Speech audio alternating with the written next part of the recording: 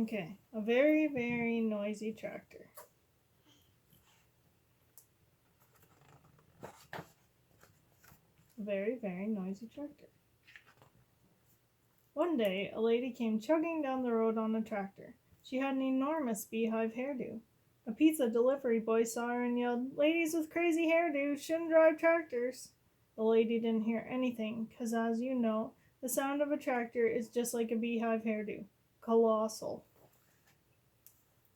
A tractor chugged down the road with a lady who, in addition to her beehive hairdo, was wearing a thick pair of eyeglasses at the wheel. An old woman who was waiting for the bus saw her and yelled, "Lady with glasses shouldn't drive tractors." The lady didn't hear anything because, as you know, the sound of a tractor is just like the objects on the other side of thick glasses. Enormous. The tractor chugged down the road with the lady who, in addition to her beehive hairdo and thick glasses, was wearing a bright blue raincoat at the wheel. The postman saw her and yelled, "Ladies with blue raincoats shouldn't drive tractors." The lady didn't hear anything because, as you know, the sound of a tractor is just like blue on her raincoat. Loud. The tractor chugged down the road with the lady who, in addition to her beehive hairdo, thick glasses, and blue raincoat, was wearing a pair of rubber boots at the wheel. The builder saw her and yelled, "Ladies with rubber boots shouldn't drive tractors." The lady didn't hear anything because, as you know, the sound of a tractor is just like a pair of boots sloshing through the mud. Noisy.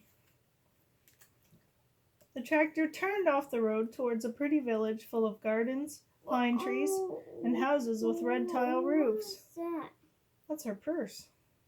She's got a wrench and keys and a jackknife and maybe a paper and a pencil. And, and, and what did it do? I think it's flying out behind her. By the way, in addition to her beehive hairdo and thick glasses, blue raincoat, and rubber boots, the lady driving the tractor had a bright red purse slung over her shoulder. A little boy saw her and yelled, "Hi there, lady on the tractor." The lady heard him perfectly. As you know, the sound of a tractor, or sound of a little boy or little girl yelling, is just like the red on her purse. Deafening. The tractor came to a halt and the lady turned off the motor. "Hello, young man," she answered. "Is that your tractor?" he asked. "Yes, it is. I use it to plow the fields. When I grow up, I'll have one just like it." "I'm sure you will," the lady laughed. "I've got to go. My husband and my daughter are waiting for me to have dinner." "Does your husband make dinner?" asked the little boy. "You bet," said the lady. "And is he a good cook?" "Out of this world. He's a great cook.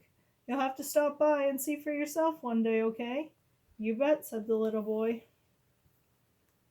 The tractor chugged off again with the lady who, in addition to her huge beehive hairdo, thick glasses, bright blue raincoat, rubber boots, and bright red purse, now wore a huge smile on her face at the wheel.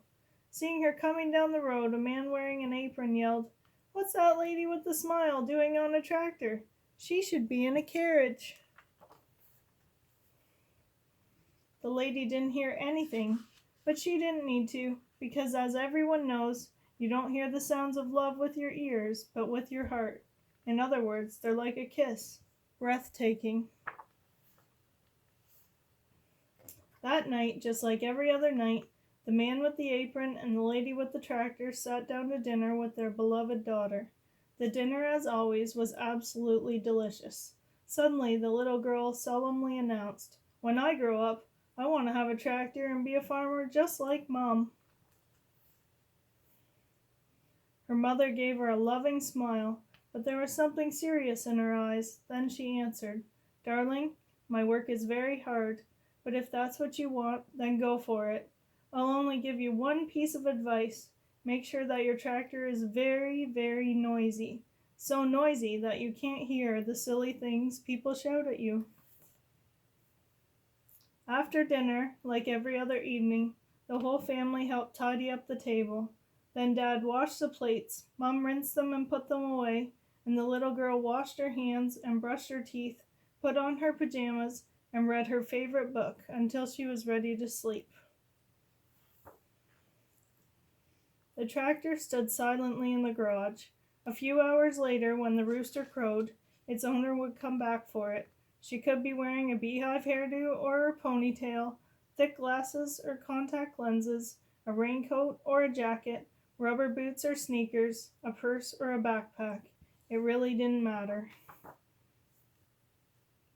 The fact is, no matter what she looked like or what she wore, she was its owner, the lady with the tractor, the only lady farmer in the whole area for the time being.